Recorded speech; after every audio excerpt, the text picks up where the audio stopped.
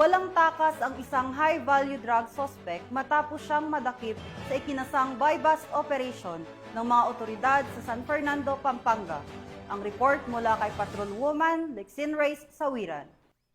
Ang isang high-value drug suspect sa matagumpay na buy-bust operation ng Special Drug Enforcement Unit ng San Fernando City Police Station sa Barangay Kalulot, City of San Fernando, Pampanga. Ang nasabing operasyon ay pinangunahan ni Police Lieutenant Colonel Aris Gonzales, hepe ng naturang istasyon, sa ilalim ng pamumuno ni Police Colonel Eugene M. Marcelo, Provincial Director ng Pampanga PPO. Kinilala ang suspect na si alias Chov, 23 anyos na lalaki, walang trabaho at residente ng New Barrio Kalulot bilang pangunahing target ng operasyon na isinagawa sa pakikipagtulungan ng Philippine Drug Enforcement Agency ng Regional Office 3. Nasamsam mula sa suspect ang tinatayang 60 gramo ng hinihinalang shabu na may halagang humigit kumulang 408,000 pesos batay sa standard drug price. Kasalukuyang nasa kustodi ng San Fernando City Police Station ang suspect at mga nakumpiskang ebidensya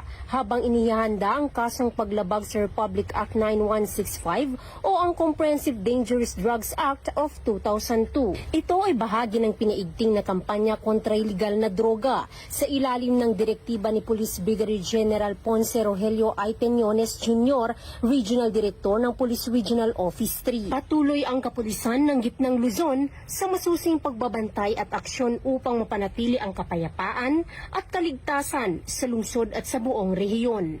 Mula dito sa Gitnang Luzon, ako ang inyong PNN correspondent, Patrolwoman Lexin Reyes A. Sawiran, alagad ng batas, tagataguyod ng Balitang Pulis.